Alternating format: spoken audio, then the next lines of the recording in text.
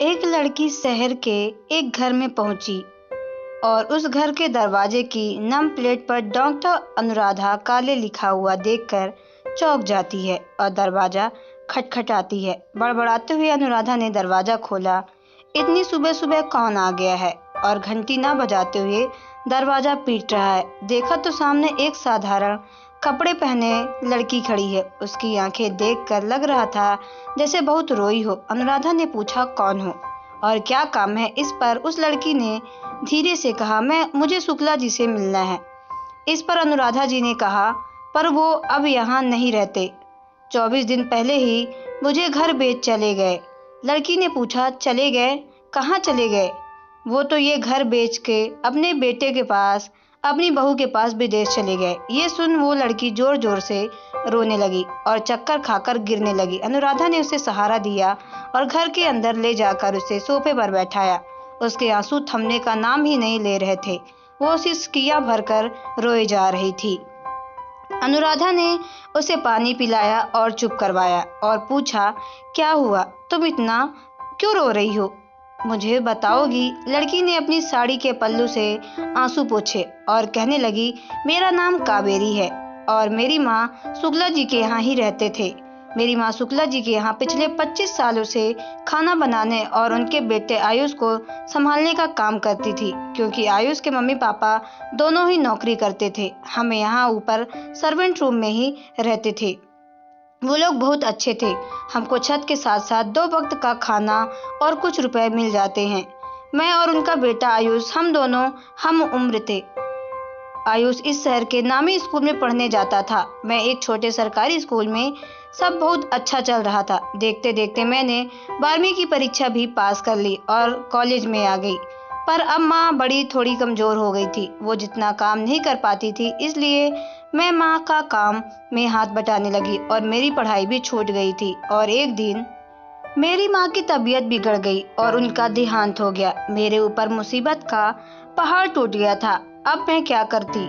कहाँ जाऊंगी? रिश्तेदार के नाम पर गांव में बस मामा मामी ही हैं और मामी मेरी माँ मुझे पहले से ही पसंद नहीं करती। मैंने शीला आंटी से पूछा कि क्या मैं यहाँ काम कर सकती हूँ। इस पर उन्होंने कहा, ठीक है, वैसे भी इस उम्र में मुझसे ये सब काम करने नहीं होंगे और मुझे एक केयर टेकर की जरूरत होगी। किसी और को रखने से अच्छा है मैं तुमको ही रखने। शीला आंटी बहुत अच्छी थी। कुछ सालों के बाद आयुष की पढ़ाई पूरी हो गई। वो नौकरी करने विदेश चला गया। अब बस मैं घर में हम 3 ही लोग थे।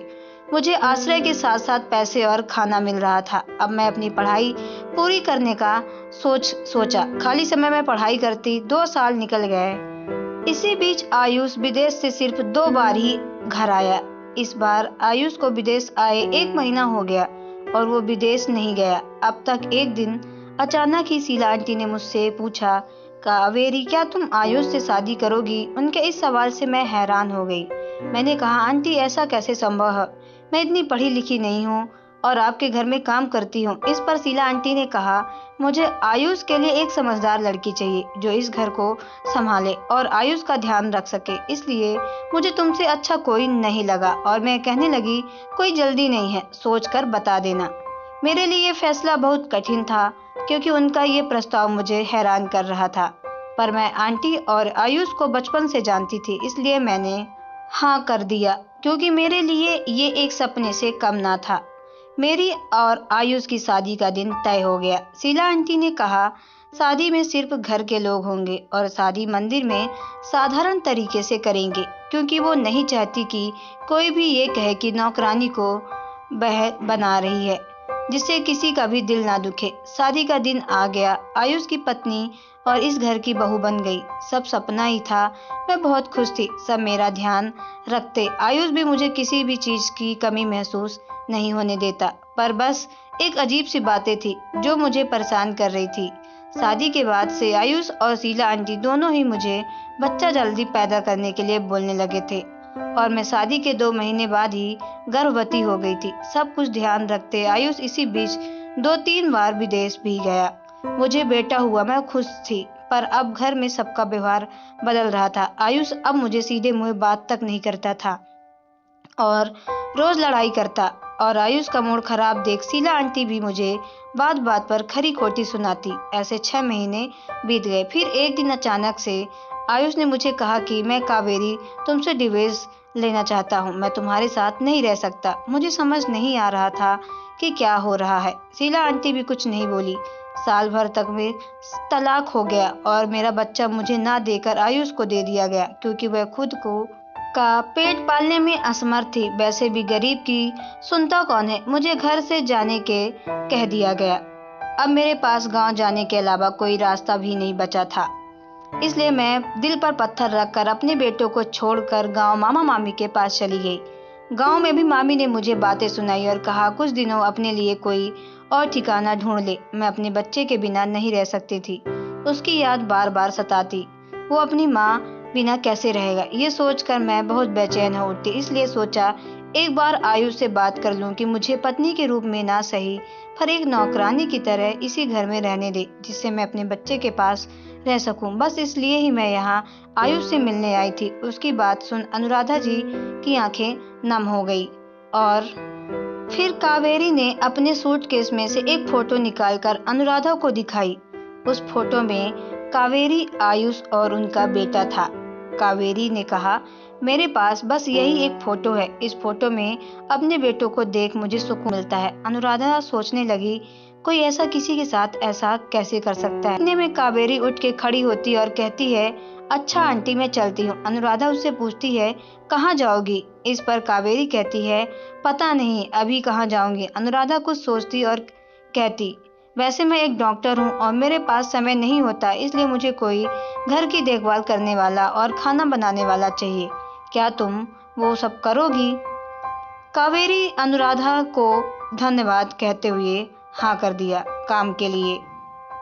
और देखते देखते 2 साल बीत गए। अब कावेरी भी अनुराधा के परिवार का हिस्सा बन गई थी। एक दिन अनुराधा ने अस्पताल रिसेप्शन पर एक आदमी को अपना नाम आयुष शुक्ला बताते हुए सुना। उसने जब देखा तो वह पहचान गई। अरे ये तो शुक्ला जी का बेटा है जिसने घर बेचा था। इस पर उसके पास गई और बातें करने लगी और पूछा कि तुम तो घर बेचकर विदेश चले गए थे, तो यहाँ कैसे। इस पर आयुष ने कहा कि हम वापस यहाँ इसी शहर में वापस आ गए हैं और दूसरा घर भी खरीद लिया है।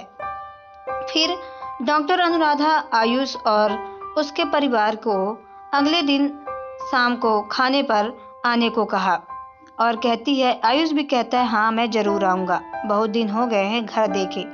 बहुत सी यादें जुड़ी है उस घर से। अनुराधा घर जाती है पर कावेरी से कुछ नहीं कहती, बस इतना ही कहती है कल शाम को मेहमान आने वाले हैं, कुछ खाना बना लेना। शाम को आयुष और उसका परिवार आता है।